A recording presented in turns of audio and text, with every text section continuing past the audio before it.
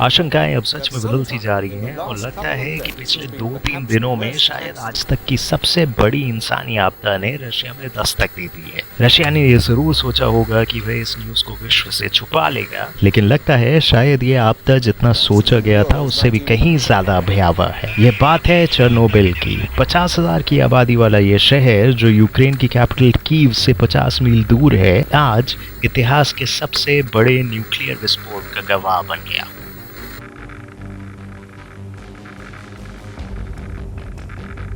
लगभग 34 साल पहले अप्रैल 26, 1986 को चेरनोबिल के रिएक्टर नंबर 4 में ऐसा धमाका हुआ जिसने न केवल चेरनोबिल की बल्कि यूक्रेन और सोवियत में रहने वाले लोगों की तकदीर बदल दी।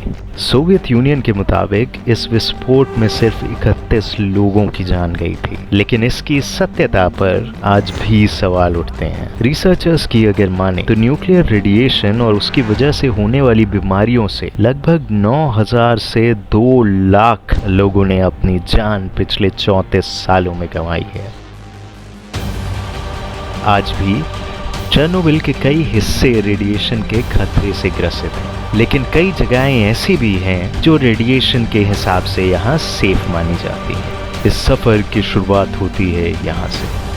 अगले 2 दिनों की यात्रा में मैं चेरनोबिल के उस इलाके में जाऊंगा जिसे समय ने भुला दिया है। आज इस इलाके को एक्सक्लूजन जोन कहते हैं कि यहाँ कई जगह पर रेडिएशन लेवल इतना ज्यादा है कि 2 घंटे इस जगह पर सांस लेने भर से मुझे नॉर्मल लिमिट से लगभग 3500 गुना ज्यादा रेडिएशन का एक्सपोजर हो सकता है। ये मेरी जान लेने के लिए काफी है।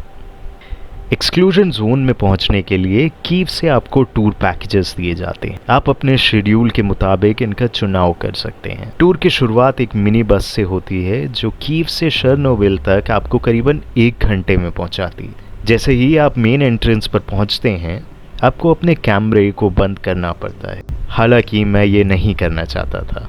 मुझे तो चेरनोबिल की कहानी को शुरुआत से अंत तक पूरा कैप्चर करना था। इस छोटे से शेड में आपको अपने टूर पास को शेयर करना पड़ता है, जिसके बदले में आपको एक स्कैन किया हुआ टैग दिया जाता है। इस टैग की एक बात मैं आपको बता दूं, इस टैग से सरकार आपके रेडिएशन लेवल्स को मॉनिटर करती है। एक तय सीमा से ऊपर रेडिएशन एक्सपोजर होने पर आपको तुरंत एक्सक्लूजन जोन से हटा लिया जाता है और क्वारंटाइन में भेज दिया जा सकता है।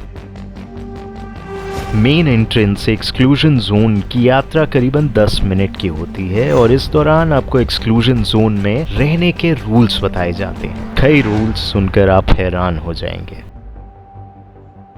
टूर के दौरान आपको स्मोकिंग, फायर, जंगल के बेरीज, फ्रूट्स, मशरूम से दूर रहने की सलाह दी जाती है। मेरे टूर गाइड का कहना था कि यहाँ रेडिएशन लेवल्स हाई होने की वजह से इन चीज़ों का सेवन प्रतिबंधित है। हाँ, इसके अलावा आपको अपने सामानों को नीचे रखने की भी अनुमति नहीं दी जाती, क्योंकि आज भी तकरीबन 34 साल के बाद यहाँ रेडिएशन के पार्टिकल्स हवा में मौजूद हैं और वो आपको बीमार कर सकते हैं। और अगर आप इतने से भी नहीं डरे तो आपको ये बता दूं कि यहाँ कहीं पर भी बैठने की अनुमति नहीं है, ना ही तेज चलने की अनुमति है, क्योंकि यहाँ की इमारतें अभी भी जर्जर हालत में हैं और उनके ढहने, टूटने या किसी तरह से जानवर के काटने का खतरा यहाँ हमेशा बना रहता है।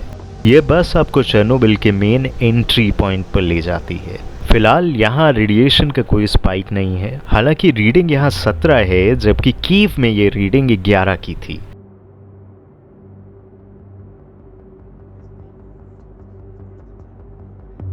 एक्सक्लूजन जोन के रास्ते में यहाँ के फायर फाइटर्स के लिए एक खास मेमोरियल की स्थापना की गई है। ये उन जाबाज फायर फाइटर्स को समर्पित है जिन्होंने अपनी जान पे खेल के पूरे चेरनोबिल को बचाया था। सोचिए वो कैसा मंजर रहा होगा, जहाँ पर फायर फाइटर्स को अंदाजा भी नहीं था कि एक न्यूक्लियर एक्सप्लोजन उनका वेट कर रहा है। उनको सरकार द्वारा सिर्फ आगजनी के बारे में बताया गया था। कल्पना करिए उस मंजर की। जहां बिना किसी प्रोटेक्टिव गियर के इन लोगों ने लीक होते हुए रेडिएशन में आम लोगों की जान बचाई होगी। इनमें से कई फायर फाइटर्स ने अपनी जान एक्सपोजर के कुछ दिनों में ही गंवा दी, जबकि बचे हुए दूसरे लोग बुरी तरह से रेडिएशन की चपेट में आए और उनको मॉस्को के सेंट्रल हॉस्पिटल में भर्ती करवाया। ये छोटा सा स्मारक याद दिलाता है उन इंस्ट्रूमेंट्स की जिनकी वजह से न्यूक्लियर वेस्ट को हटाया गया था। यहाँ फिलहाल रेडिएशन का लेवल 17 ही है। जैसे हम आगे बढ़ते गए, हम फाइनल चेक पॉइंट के नज़दीक आ गए। फाइनल चेक पॉइंट के पास एक बार फिर से टूर गाइड की शिनाख्त हुई। बस के अंदर के रेडिएशन लेवल को नापा गया। जैसे ही आप मेन गेट पर पहुंचते हैं, चेरनोबिल का वो नज़ारा आपकी आंखों के सामने फिर से नजर आता है। यहाँ से उतरकर आपको एक सीक्रेट सोवियत मिलिट्री बेस में ले जाया जाता है, जिसका नाम रशियन वुडपेकर रखा गया था। ये ऊंचे एंटेने इसलिए बनाए गए थे ताकि मिसाइल लॉन्चर्स का पता लगाना आसान हो सके। ये उस समय की उन्नत रडार टेक्नोलॉजीज में से एक रहा होगा। रशियन वुडपेकर के रास्ते में चलते हुए मुझे एक छोटा सा कमरा दिखाई दिया। ये शायद उस समय का एंट्री पॉइंट हुआ करता होगा जब सिक्योरिटी चेक पॉइंट्स से लोग या कर्मचारी इस तरफ आया करते होंगे। उस समय सिर्फ चुनिंदा लोग ही इस रास्ते पर आ सकते थे और आज भी यहाँ सिर्फ चुनिंदा लोग ही आ सकते हैं।